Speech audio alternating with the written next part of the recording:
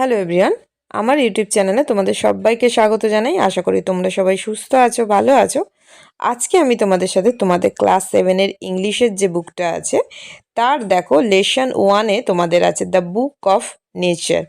তো আজকে আমি তোমাদের সাথে অ্যাক্টিভিটি 8 থেকে আলোচনা করব। এখানে কিছু কোশ্চেন আছে, তার উত্তরগুলো আজকে আলোচনা করব। ভিডিওটাকে কেউ স্কিপ না করে পুরো দেখতে থাকো।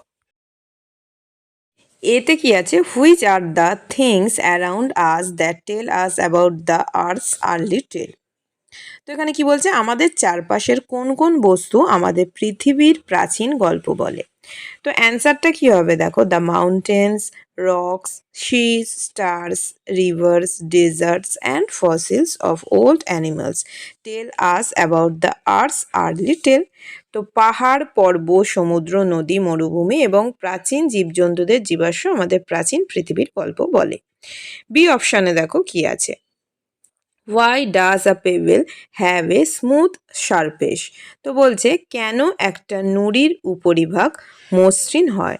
তো আমি অ্যান্সারটা দেখো কি লিখেছি, a pebble rolled at the bottom of the river and its edge were worn away and its rough surface made smooth and shiny.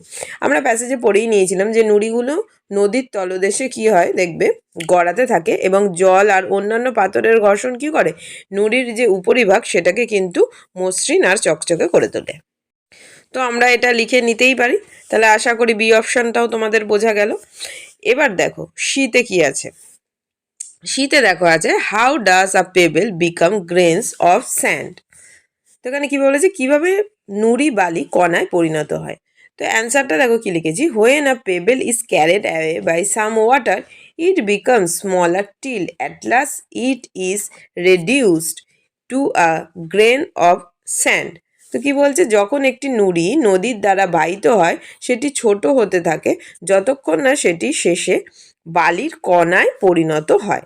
তাহলে বোঝা গেছে যে নুড়িটা যখন নদীর দ্বারা বাহিত হচ্ছে সেটি ছোট হতে থাকে যতক্ষণ না সেটি শেষে বালির কণায় পরিণত হয়। তো দেখো ডি অপশানে কি আছে, what does the author mean by the great book of nature. তো অ্যান্সারটা কি হবে, the author means that rocks, mountain, seas, rivers, desert, fossils আর called the book of nature. তো আমরা বলতেই পারি যে এই যে mountain, rock, seas, river, desert and fossils এগুলো যেগুলো আছে যে এইগুলোকে আমরা কি বলি, এই যে পর্বত, পাহাড়, সমুদ্র, নদী, মরুভূমি, জীবাশ্ম এই সব কিছুই কিন্তু প্রকৃতির কি হয় মহান গ্রন্থ হিসেবে এগুলোকে আমরা বলতে পারি। এইগুলো আমাদের কি, এগুলোই তো আমাদের নেচার, এগুলোই তো আমাদের নেচারের অংশ। তো এটাকে আমরা এখানে যে প্রকৃতির মহান গ্রন্থ আমরা এটা বলতেই পারি।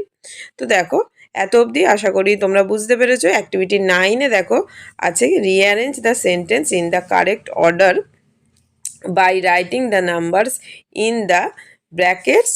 One is done for you, একটা করে দেওয়া আছে, আর ডান দিকে যে বক্সগুলো আছে সেগুলোকে বলছে নম্বর বসিয়ে বাক্যগুলো পরপর সাজাও, একটা করে দেওয়া আছে। তো দেখো আমি পাশে দেখতেই পাচ্ছ অপশানগুলো এই ব্র্যাকেটের মধ্যে আমি এগুলো করেই নিয়েছি, নাম্বারগুলো দিয়ে দিয়েছি। দেখো এতে আছে the rock is taken to a big river by the little river, মানে ছোট নদী দিয়ে শিলা বয়ে নিয়ে যায় বড় নদীতে। বি অপশানে আছে, এটা দেখো নাম্বার 2 হবে। দেখো বি অপশানে আছে at last it is turned into grains of sand, অবশেষে এটি বালির দানায় পরিণত হয়, এটা 6-এ হবে, নাম্বার 6। তারপরে দেখো C, it becomes a pebble, এটি গুড়িতে পরিণত হয়, এটা কত হবে, 4 হবে। তারপরে যেটা আছে দেখো a bit of rock is pushed by a mountain stream into a little river, এটা দেখো এটা হবে নাম্বার 1, এক টুকরো শিলাকে পাহাড়ি ঝর্ণা ছোট নদীতে ঠেলে দেয়। তারপরে দেখো ইতে আছে the pebble become smaller because it is carried on and on by the river. তো এইটা দেখো এটা কি বলছে, এটা 5 অপশানে আছে হবে, এটা 5 নাম্বারে হবে, দেখতেই পাচ্ছ করে নিয়েছি।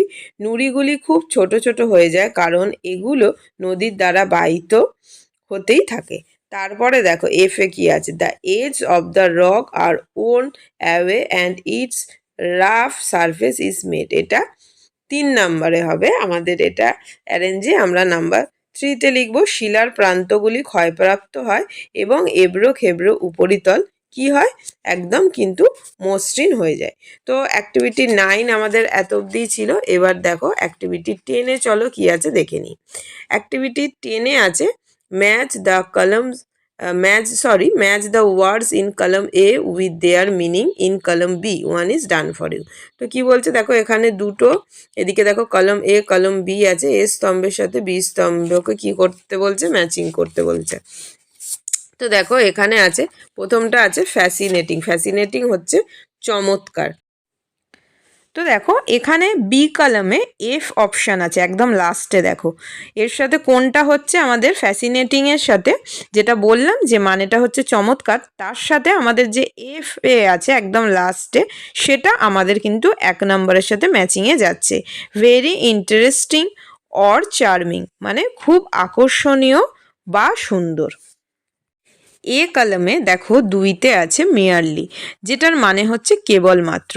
তাহলে এটা আমাদের দেখো যেটা ডি অপশানে আছে, এদিকে দেখো অনলি অর জাস্ট, তো সেইটা এখানে হবে কেবলমাত্র, যেটাকে বলি সেটা 2-তে হবে।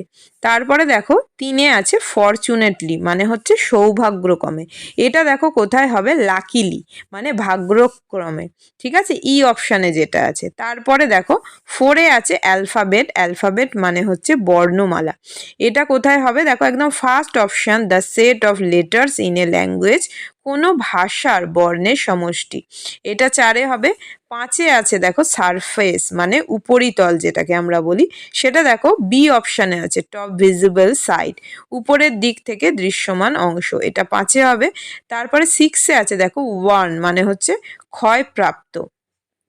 তো এই অপশানটা দেখো, এটা আমাদের যেটা বি কলামে সিতে আছে, বিকেম ড্যামেজড বাই ইউজ, মানে ব্যবহারে যেটা ক্ষয় হয়, সেইটা আমাদের 6-এ হবে।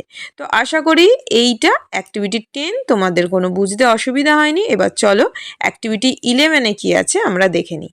তো দেখো অ্যাক্টিভিটি 11-এ আছে replace the underlined words with suitable opposite words from the box, there are some extra ওয়ার্ডস।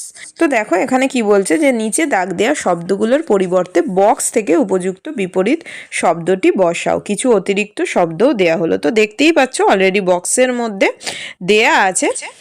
এতে দেখো কি আছে, the man became famous in the early years of his life. তো আর্লির অপোজিট আমাদেরকে করতে হবে। তো তোমরা জানো আর্লি মানে শীঘ্র বা তাড়াতাড়ি, সেই জন্য তার অপোজিট কী হয়ে যাবে, লেট। বিতে দেখো কি আছে, she is looking very happy. তো হ্যাপির বিপরীত শব্দ আমাদের লিখতে হবে। হ্যাপি মানে তোমরা জানো খুশি, তো তার বিপরীত শব্দ নিশ্চয়ই আমরা লিখব স্যাড। তারপরে শীতে দেখো আছে, the trunk of this huge tree has a smooth bark. তো স্মুথ মানে আমরা জানি মসৃণ, তো তার অপোজিট আমরা অবশ্যই কি করব, রাফ। ডিতে দেখো Jatin found his pencil box in his way to school. তো ফাউন্ড মানে খুঁজে পাওয়া, লস্ট মানে হারিয়ে যাওয়া, তাহলে ফাউন্ডের অপোজিট আমরা করেছি লস্ট। তারপরে দেখো ইতে কি আছে, স্মিতা লার্ন টু সাবট্র্যাক্ট। তো সাবট্র্যাক্ট মানে বিয়োগ, তার অপোজিট হচ্ছে অ্যাড, ঠিক আছে, যোগ। তো আশা করি অ্যাক্টিভিটি 11 অবধি তোমাদের বোঝা গেছে। তারপরে নেক্সট ভিডিওতে একটুখানি যেটা বাকি আছে সেটা আমি নেক্সট ভিডিওতে তোমাদের সাথে আলোচনা করে দেবো। তো সবাই খুব ভালো থেকো, সুস্থ থেকো। Thanks for watching, tata.